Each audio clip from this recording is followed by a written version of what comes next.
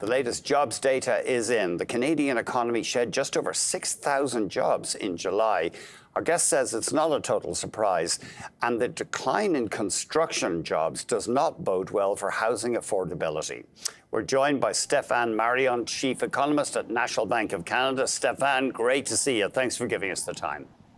Good afternoon, Andrew.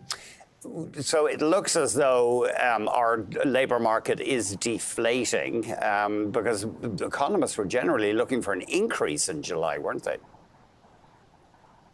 Yeah, I'd surprised on the downside, but what struck me most, Andrew, is we've been saying for many months that at some point restrictive monetary policy would be impacting profits and therefore labor markets a few months down the road. And I think we're there now.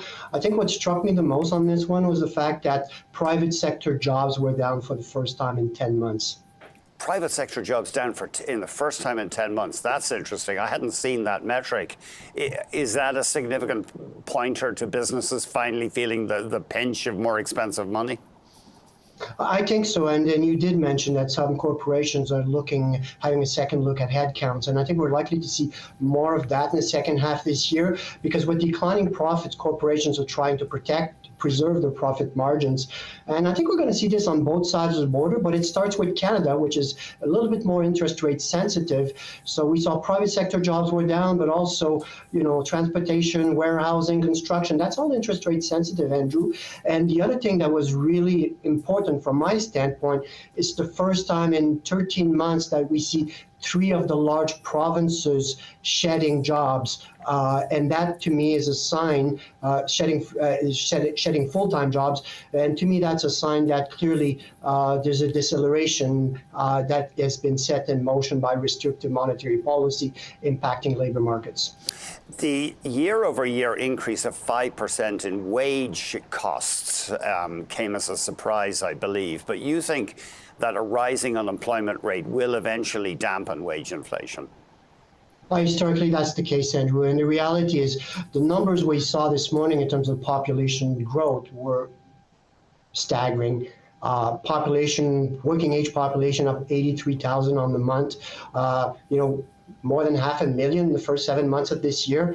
That's a record high. And given the inability of the economy now to absorb this population inflow, we're likely to see the unemployment rate rise quickly to 6% in the coming months.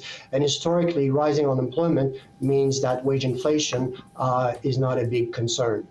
We did see this drop. I think it was more than 40,000 jobs in construction employment. And you think that could be an ominous sign for housing availability?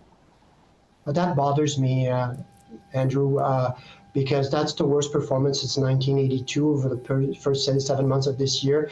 And this at a time where, the immigration have been, the floodgates are open by the federal government.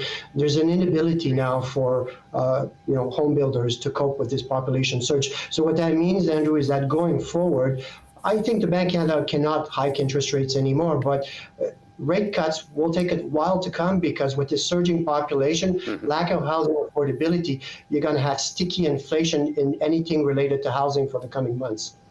It's amazing. Construction down. Here in Toronto, it seems to be one big building site wherever you go. But interesting, the numbers showing declining employment in that sector. But again, that's the interest rate sensitive sector. This is what you should expect. So, I'm not saying that home starts will collapse, but they're unlikely to accelerate. But we are at a point, given our population growth, that we need an acceleration in home starts where we're unlikely to see that. Hence my view that, the inflation, the housing component of the CPI is likely to remain sticky for the foreseeable future. I know one classic model of the economy is that as things heat up too much, employers can't get workers and they bring in less efficient, less experienced people. And that pushes up labor costs generally. Is that happening, do you think, Stéfane? Not so sure anymore because, with full-time jobs, flat, it was barely up 2,000 people this month, Andrew. I think there's a willingness from a corporate standpoint to reduce full-time employment going forward in order to protect profit margins. So my view would be that the overall wage bill paid in the economy going forward is likely to come down or grow less quickly going forward. It won't come down now, but grow less quickly. And to me, that means less consumption going forward. But in terms of the component of the workforce, clearly the full-time job stalling is a sign that clearly employers are being more careful to protect profits going forward. And finally, can you, just to give us that again, do you think the Bank of Canada will increase rates again? Stéfane, just remind us.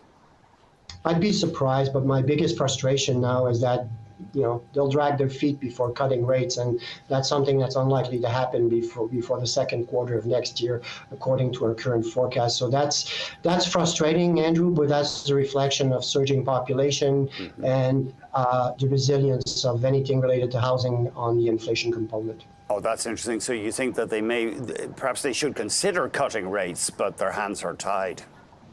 Aggregate demand, population growth just too strong at this point in time because the pressure it puts on home prices and home affordability. So unfortunately, stickier inflation means that the Bank of Canada won't be cutting rates quickly.